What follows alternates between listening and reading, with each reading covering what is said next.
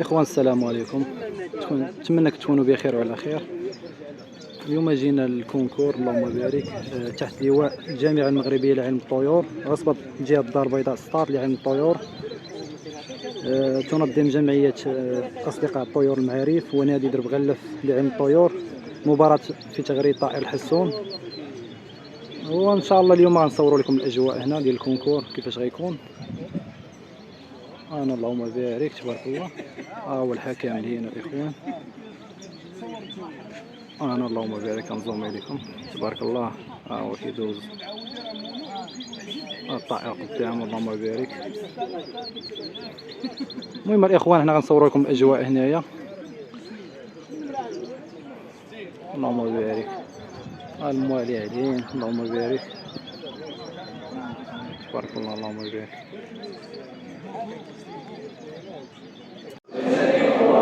أنا الإخوان اللهم بارك. هذه نادي درب غلف لعلم الطيور والبيئة. اللهم تبارك الله على الموضوع ديالو.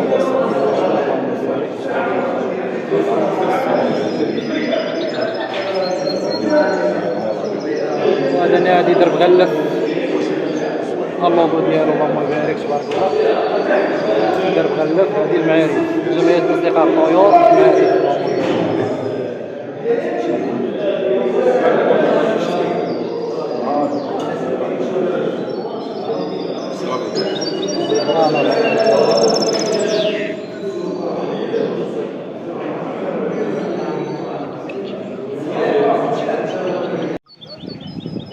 تبارك الله الإخوان أجواء جميلة اللهم بارك تبارك الله بالمواليه.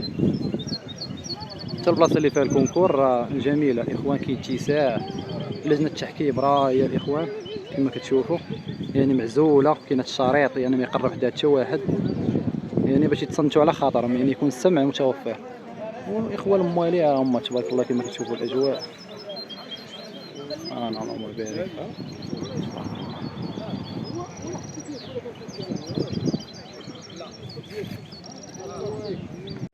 اخوان السلام عليكم. معنا هذا المولوع. ندير اخويا بخير لاباس عليك؟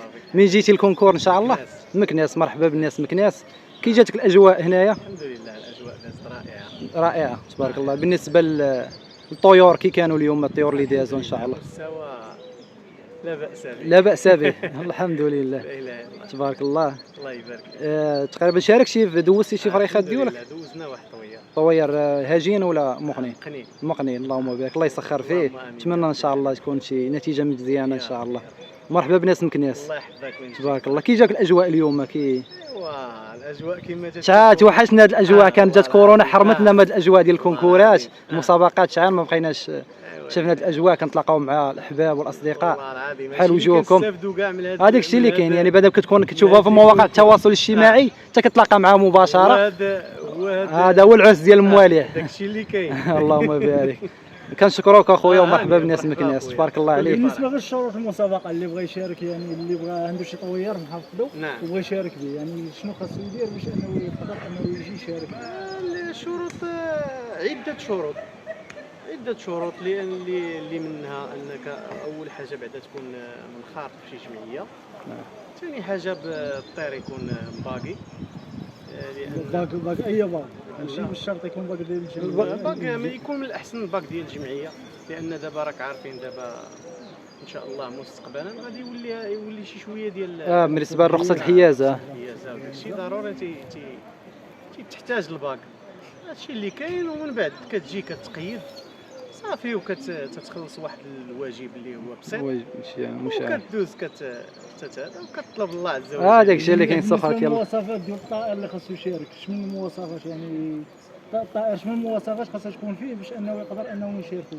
بحال زعما المواصفات اللي غتكون في الطائر. المواصفات هو ان الطائر ما يكونش زعما مريض، ما يكونش مسكين معوق من شي بلاصه ولا شي حاجه ولا هذا. صافي هادشي اللي كاين. هادشي اللي كاين ماشي شي حاجه اللي يعني اللي بغى يشارك في الطير ديالو اللي خاصو يتخارط مع جمعيه. تكون تحت الجمعيه تكون تحت لواء الجامعه. تكون تحت لواء الجامعه وتكون يكون باقي يكون طائر باقي. نعم هادشي اللي كاين. بالنسبه للجمعيه ديالكم واش مشاركه بالهجين ولا بالهجين كاين الهجين وكاين الميس الحمد لله. كاين الهجين وكاين المقني. اسم الجمعيه ديالكم؟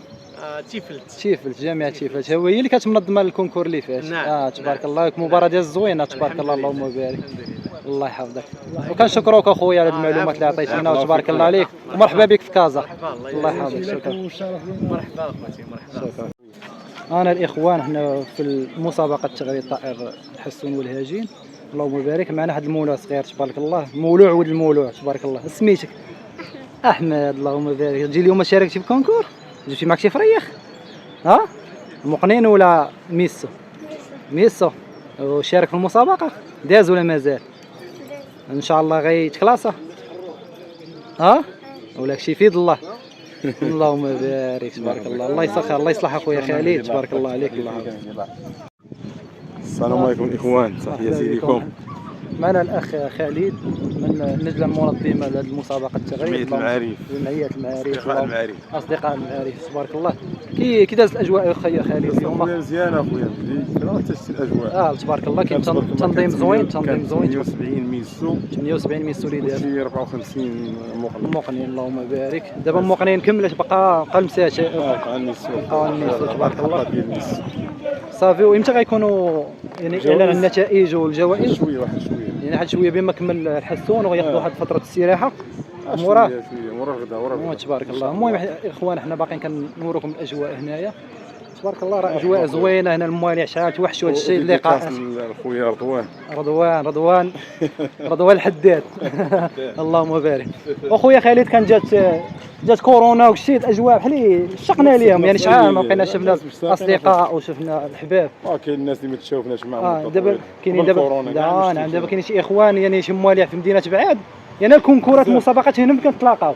كاينين هنا المقر ديال المواليه. هذا هو الاجتماع ديال المواليه تبارك الله. كتلاقاو مع المواليه. اللهم بارك. المهم الاخوان خلوكم معنا، حنا باقيين عايشين الاجواء هنا. اللهم بارك.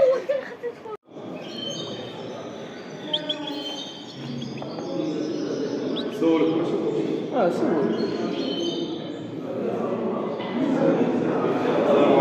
السلام عليكم.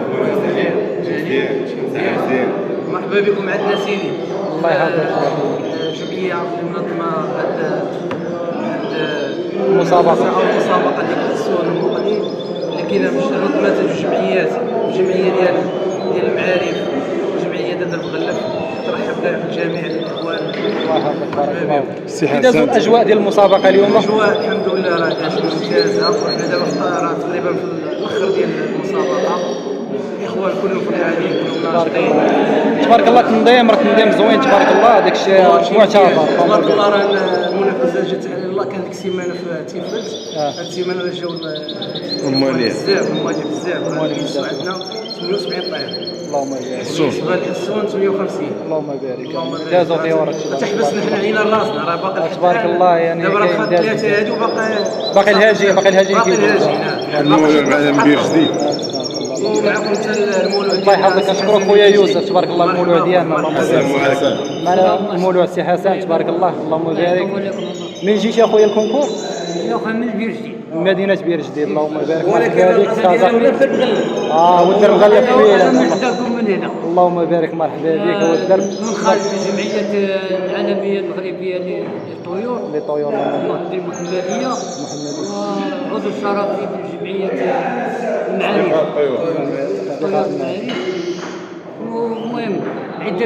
المهم راعي جمعيه عده جمعيات. اللهم بارك تبارك الله. اليوم ما شاركتش ان شاء الله؟ جبتي شي طويرات؟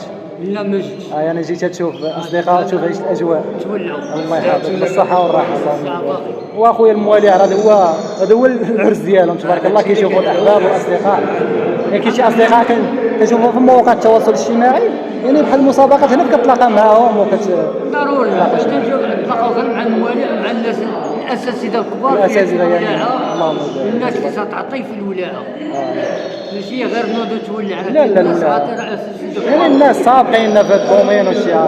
كاين الناس كبار سابقين في هذا الميدان. الله يحفظك. كنشكروك ومرحبا.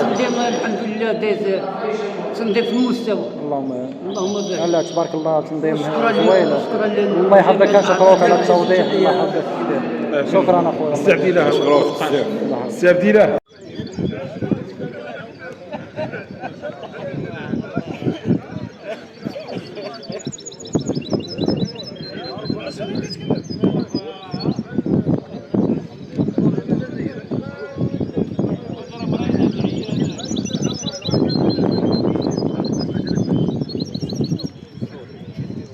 جمعيه اصدقاء الطيور المعارف. اعطينا شي كلمه ان شاء الله اليوم.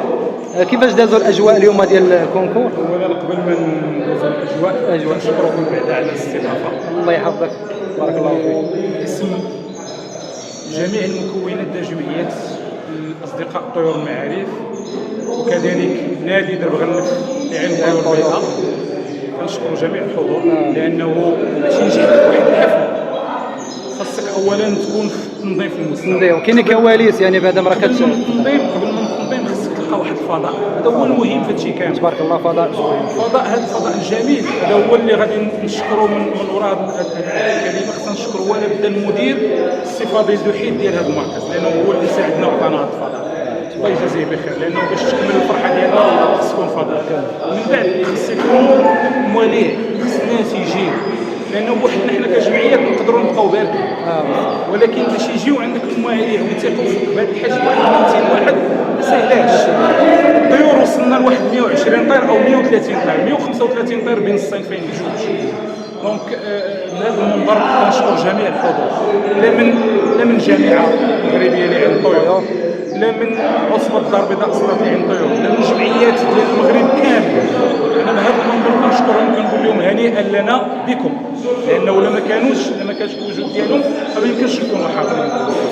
وكنشكروا جميع الفعاليات، جميع الصاهرين، كنشكر بالخصوص الناس ديال اعضاء ديال الجمعيه ديال اصدقاء الطيور، لا اعضاء ولا منخرطين خدموا الناس ديال النادي درب غنف، الناس خدموا لا اعضاء ولا منخرطين لانه باش تنجح هذا العرس راه ما ساهلاش باش من 8 تبارك الله شحال ديال والشمس وتمشي تهز الطيور وتعيط على الناس ما ساهلاش. انا كنشكرهم من هذا المنبر الله يجازيهم بخير، كنشكرهم بزاف. وكنقول واحد الكلمه وهنيئا للفائزين اللي غيفوزوا وهنيئا حتى اللي ما فاش. علاش؟ لانه على الاقل غيفوز بالحضور كيتلاقى مع مواليه لانه تلاقاو مع مواليه لانه باش تشوف هذا الحشد ديال تبارك الله. الاهرامات كاينين اليوم حاضرين معنا تقريبا. هذا فضل من الله لانه عشنا من 2004 مع ناس في المستوى ديال الولاعه، في المستوى ديال العمل الجمعوي. ففي الاخير كنشكرهم كاملين وكنقول لهم الا صدر لنا شي حاجه سمحوا لينا لان كنكونوا مستريسين مع سميتكم مستريسين. وهنيئا لنا جميعا وشكرا. الله يحفظك، شكرك سي عبد الاله، تبارك الله عليك، الله يحفظك، الله يجازيك بخير. اخوان السلام عليكم، معنا استاذ عبد المجيد ربوح رئيس جمعيه مزاقه لعلم الطيور. تبارك الله. حنا جينا اليوم اخويا شفنا الاجواء العرس ديال الموالي اللهم بارك، يعني اجواء زوينه تبارك الله. يعني كيفاش كتنصح الموالي يعني باش يوصل لهذه المرحله، يوصل لهذا العرس، يوصل لهذه المرتبه هذه بحال ماك؟ اولا كنبغي نشكركم بزاف اللي كتقوموا بهذا الدور ديال الله يحفظك، بارك الله وكتشجيع في هذا يعني تقريب الموالي وكتقربوا الصوره يعني ديال واحد العرس اللي او واحد المباراه اللي كتنظمها يعني كل جمعيه اللي هي تحت واحد اللواء العصبه او الجامعه. فهذا شيء جميل. النصيحه ديالي اللي الحمد لله اللي مشيت بها انا واللي الحمد لله يعني مشاو بها ناس اللي وصلوا وعطاو وكانت الامور ايجابيه. معناه قبل ما يعني تمشي في هذا الطريق ديال الولاعه ضروري ما خاصك تخصص، يكون عندك واحد التخصص. ما تبقاش يعني انت يعني نوضح اكثر، ما تبقاش مثلا في هذه الهوايه ديال التغريد يكون عندك انواع ديال الطيور ديال التغريد. التغريد كنعرفوا اصناف يعني تخلط. كاين الحصوره، فيه الوداني وفيه الكانتينيمبيو الكوبي المعروف، وكاين كذلك الكانار، في انواع ديال الطيور المغرده. فانت من الاحسن، وكذلك حتى في الدومين ديال انت كدير التفريخ وكدير الحفاظه، فمن الاحسن باش توصل وتركز هو شد الشرط الاول هو التخصص. الشرط الثاني هو العلم. ما يمكنش انت تمشي في واحد الطريق بدون علم، لان العلم هو اللي كينور لك الطريق وهو اللي غتمشي في واحد المسار الصحيح. الانسان بدون علم ما غيعطيش، غادي يعني ما غيقتصدش الطريق اللي خاصو يوصل لها في ساعه. بالعلم كتكون غادي كتقتصد ديال الطريق ديال الولاعه في اي دومين، في اي دومين كتقتص الطريق وكتمشي في الاتجاه الصحيح. هذه المسائل اللي هي من ثالثا باش تكون اكثر هو المعامله والاخلاق والسلوك اللي يعني هي الاساسيات، الضوابط والاساسيات باش تكون انت عندك واحد المعايير الصحيحه وبواحد الطريقه الصحيحه، هو تكون محبوب الناس. وإلا حبوك الناس راه راس المال لا يقدر بثمن. هذا شيء جميل. وحنا اليوم كيف شفتوا الحمد لله كنحضروا لهذه المباراه هذه اللي كينظموها يعني جوج جمعيات، اللي هي جمعيه النادي ديال درب غلف اللي كيترأسوا السي خالد مراد، وكذلك الجمعيه المعارف اللي كيترأسها السي شواحي اللي تحت لواء عصبه الدار البيضاء سطاد تحت لواء الجامعه المغربيه لعلم الطيور. اذا انت كتحضر واحد العرس وباغي واحد التتويج اللي يكون في صالحك، وباغي واحد توصل لواحد الهدف اللي كيطمحوا كل مولوع، هو توصل لواحد البوديوم ان صح التعبير وتاخذ واحد الجائزه ودير، راه خاصك تمشي في هذيك الاتجاه الصحيح هو التخصص وبالعلم وبعد من بعد العشوائيه. ملي كتكون انت مثلا غادي في الكانتي ليمبيو كما هو التغريد الغناء النقي، خاصك تمشي فيه وتمشي بواحد الضوابط وواحد المعايير صحيحه باش توصل ان شاء الله للهدف، ويكون عقلك صغير تاخذ فكره مع هذا تاخذ فكره مع هذا، لانه هادشي كلشي اللي كاين جميع كل هذا العلم اللي كاين دابا ديال التغريد فهو راه ماشي وحي، ماشي نزل من السماء، لا فهو تخاض عن تجارب المواليع كيورثوا داك الشيء. قانون اللي واحد المعيار اللي واحد سميتو عليه واحد المسائل اللي مضبوطه عند الناس ديال الاسبان، داكشي مدروس لا من ناحيه لافونولوجيك ديال التغاريد ولا من ناحيه القانون يعني الاتفاق اللي اتفقوا عليه. فكاين عندنا واحد المرجع اللي كنمشيو عليه كنا الموالع هو المرجع الاسباني، فمزيان انت تعرف القانون وتعرف كل ما يتعلق بالتغريد وتعرف كل ما هو يعني تجربه اللي دازوا منها الناس، وبالعقل ديالك الصغير وبتصغر عقلك وبالاحترام كتاخذ واحد المعلومه سهله. كثرت ما تتكبر وكثرت ما باغيش تخالط الناس وما باغيش كتبان انت هو زعما راه على بينه قد ما كتحبس عليك العلم. قال الامام مالك من قال الله اعلم اوتي نصف العلم. فمره اخرى كنبغي نشكركم، الله يحفظك، تحياتي لكم جميعا، الله يحفظك، بارك الله فيك. الاخوان باش يمشيو للتخصص يمشيو للتخصص ويمشيو للعلم، وحنا الحمد لله راه حنا ماشي وبنادم ما يكون راسو صغير افقهوا من الناس، حنا كنكملوا بعضياتنا. هذاك الشيء اللي هذا عنده افكار هذا عنده افكار هذا افكار، والحمد لله كاينه اسرار اللي غتدرك باش بالافكار هي اللي بغيت نوصل لجميع الاخوان. تحياتي الله يحفظك، بارك الله فيك، كنشكرك شكرا جزيلا، بارك الله فيك. الله يحفظكم. من السيد الرئيس تبارك الله يعني الجوائز هذا تبارك الله كيستعداد سيدنا السيد الرئيس كيستعد تبارك الله. اللهم بارك.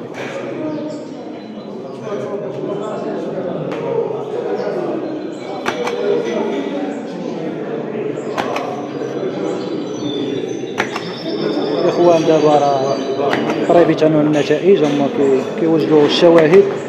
اللهم بارك.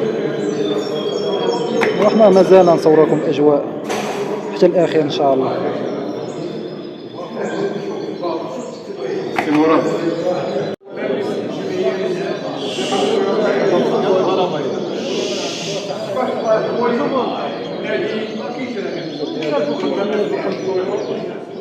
كنرحبوا بالجميع ونقول لكم شكرا على المجيء ديالكم، تحملكم لعناء السفر. الحال ما يمكنش ننجح شي نشاط الا بزاف ديال الحوايج، اولهم خصو يكون عندنا فضاء. بهذه المناسبه كنشكروا المدير ديال المؤسسه السي دوحي الفاضل اللي ما بخلش علينا. بطبيعه الحال الحضور ديالكم هذا شرف لينا، وبلا بكم راه حنا ما نقدروا نديروا حتى شي حاجه. اولا، ثانيا كاينين الحكام اللي تاهو معنا وسمحوا لينا انه كانت الشمس بالنسبه لنا جميع الاخوان هذا شرف لينا. بالنسبه انا بغيت نطول في الكلمه لانه كاين الناس كاين مازال بروتوكول واحد اخر لانه خصنا نديرو كلمه السي مراد خالد السي رئيس الجامعه بطبيعه الحال سي عبد الحق الزويلي ومن بعد باش ندوزو كلمات اخرى ان شاء الله. السي مراد السلام عليكم. تحياتي وكراماتي للجميع. نشكر الاخوان يحضروا انا ما نسميش انا مباراه هذه لان ولو انها هي مباراه بالشراكه مع الذي او جمعيه اصدقاء الدور المعارف الا اننا حسينا كاملين لان عندنا واحد النكهه ديال واحد النهايه يعني ديال المنطقه ديال العصبه اللي كنتساميو لها. وكنشكر الاخوان جميعا الاخوان كلهم الطيبه اللي كان عندهم يهضرنا في المباراه انه كلشي فرحان بهذا الخدمه وهذا الجبل. نتمناو ان هذا يستمروا لهذا الشيء باش مشات في هذه المباراه يبقى غادي طول المواسم المقبله ان شاء الله. الناحيه الاخرى غادي نكمل الكلمه ديالي ونطلب منكم اننا نرحبوا على الفقيد الولاعه المغربيه السي بلال يزيد ديال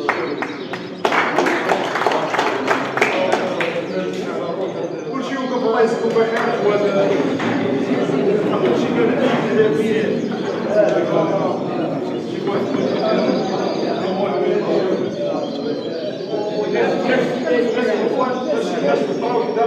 كان الحب ديال الكريم الزيداني حتى هو الى نقصد بسم الله الرحمن الرحيم.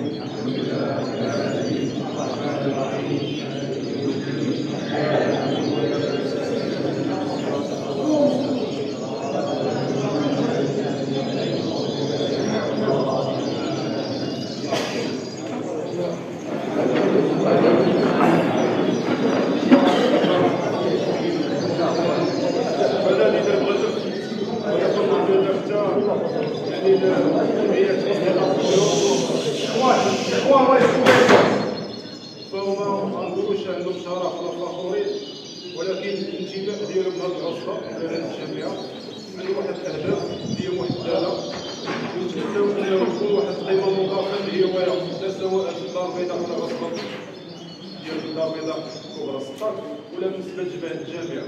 فنتمناو انه الجهود تكاتف والورشات اللي بغينا انها تكمل في الولاء انها تكون ما يمكنش اننا نبقاو متفرجين ونديرو راسنا في الطب والناس اللي كتخدم.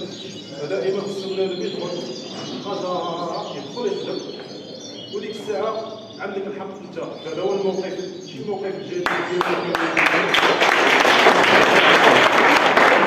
ديال خطأ كبير انك تكوي الساحه وتبدا تنتهي. هذا خطأ ربما كيرتكبوه مبتدئين في العمل الجماعي وحنا وحدين منه.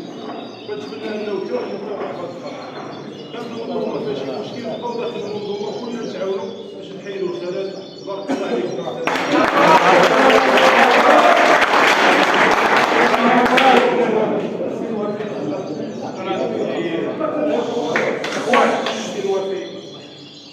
السلام عليكم ورحمة الله وبركاته. هذا نهار كبير، نهار ممتاز اللي تنشوفوا واحد العمل مشترك ما بين جوج جمعيات اللي عندهم صدى الميدان الولاعي المغربي. تنشكرهم على حسن الاستقبال وكرم الضيافة وحسن التنظيم. السي عبد الله الجواحي والسي مراد خالد قاموا اليوم بواحد العمل مشترك اللي هو واحد العمل اللي تيبين روح الفريق. حيت الا شفتوا اليوم جمعية الجوج او ودادي راه فاهمين.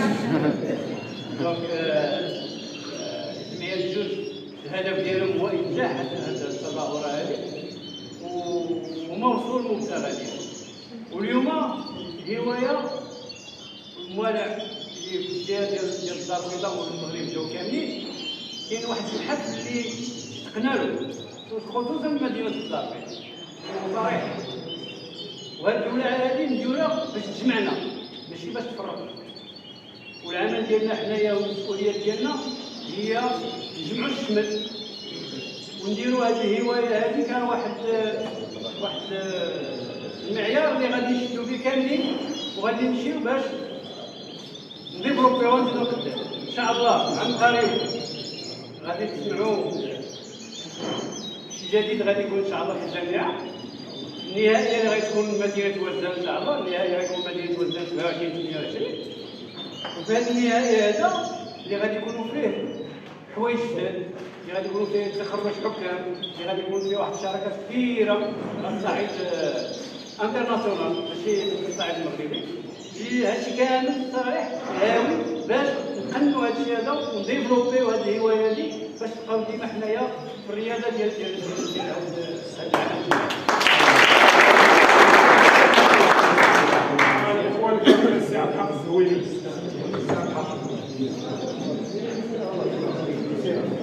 السلام عليكم ورحمة الله وبركاته. بالفعل أنا جيت فخور على النجاح اللي كان في المستوى المطلوب، وما كنا نطمح إليه هو دائما كانت الفكرة دي نظرا لكثرة الجمعيات ونظرا لقلة الوقت المسموح به للتبادل. لهذا كنا فكرنا في هذه الفكره تقريبا 54 ان تكون جمعيتين يديروا مباراه من هذا الحجم. اولا تنقص التكاليف، وفي نفس الوقت تكون هناك العون، وفي نفس الوقت يسمح لنا باش يبقى لنا واحد الوقت اللي ممكن ان نشارك فيه خارج العاصمه. على ما اعتقد مع كثره الجمعيات على صعيد الجهه ديال ولايه الدار البيضاء بالكبرى الصغار غادي يبقى عندنا الوقت لكي نشارك في هذه المباراه. ولكن عمي كنقول لي عمي الموكل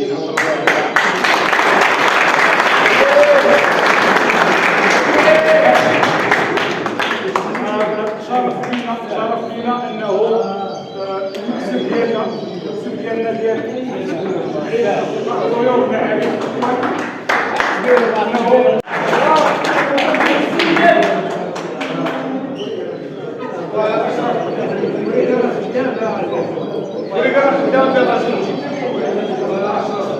منير الشباري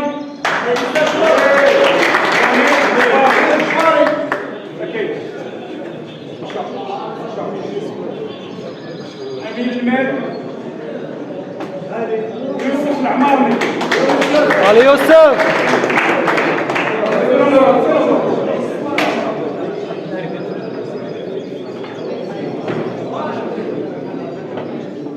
نائب أمين المال خالد روح. على خالد على خالد. يوسف.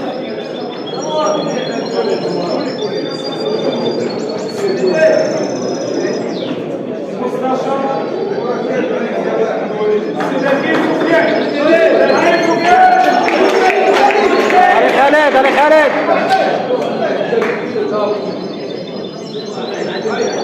خالد.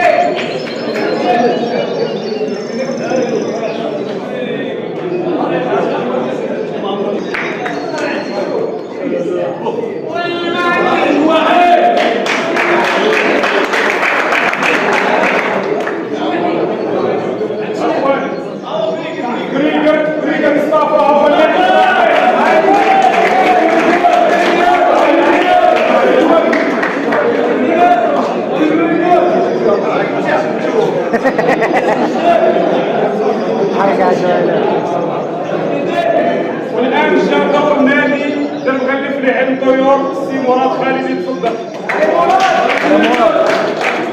مراد.